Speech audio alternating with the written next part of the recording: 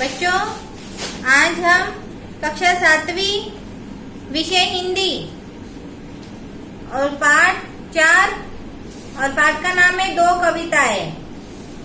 तो बच्चों, ये इसमें 2 कविताएं हैं, उसी के बारे में अपन को पढ़ना है। एक तो मेघ बजे और फूले कदम्बर, ये 2 कविताएं हैं। तो बच्चों, अपनी किताब खोल लीजिएगा। किताब में आपको ये कविताएं मिल जाएगी।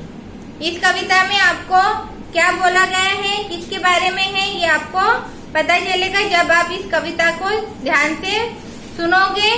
1-2 बार सुन लोगे तो आपको पता चल जाएगा, और पढ़ लोगे तो ये और भी अच्छा लगा रहेगा कि आपके लिए कि किस तरह से किस चीज के लिए बोल भी रहे हैं, क्या कर रहे हैं। तो ये मैं कविता पढ़ रही हूँ, इसका अर्थ भी मैं आपको बता दूंगी। तो आप किताब खोल लीजिएगा। दिन दिन था धमक धमक मेघ बजे, दामिनी यह गई दमक मेघ बजे। दादुर का कंठ खुला मेघ बजे, धरती का हृदय धुला मेघ बजे। पंख बना हरिचंदन मेघ बजे, हल्का है अभिनंदन मेघ बजे। तो इस कविता में क्या बोल रहा है, इसके अपन को सबसे पहले संदर्भ लिखना पड़ेगा। और इसके लेखक कौन है? नागार्जुन।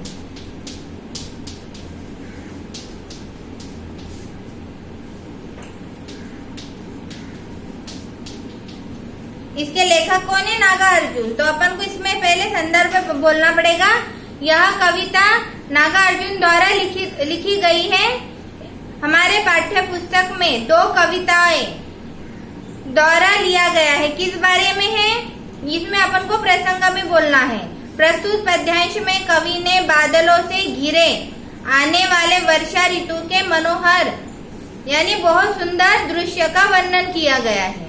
तो इसका अर्थ अपन बोलते हैं, दिन दिन सा धमक धमक ऐसी आवाजें हुए बादल गरज रहे हैं। देखो यह बिजली चमक गई।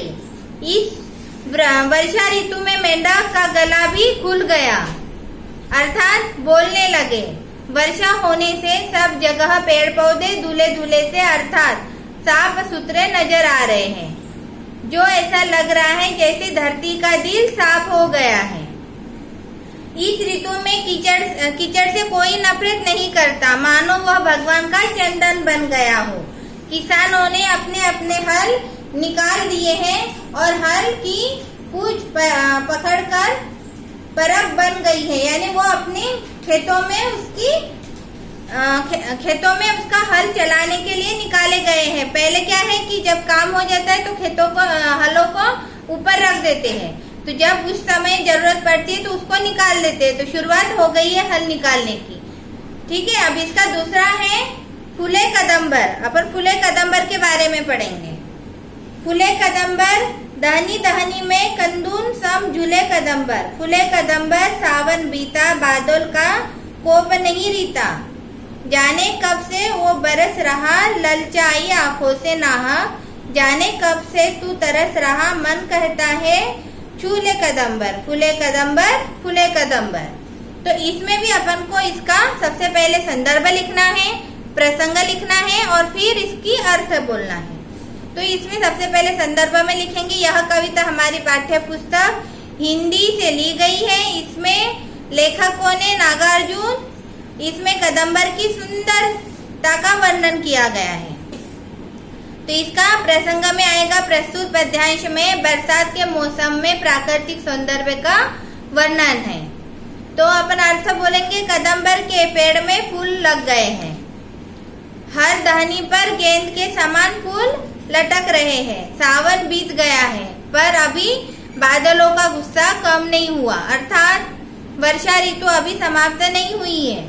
जाने कब से बादल बरस रहे हैं, और हे मन तू व्यर्थ में ललचाते हुए देख रहा है और तरस रहा है।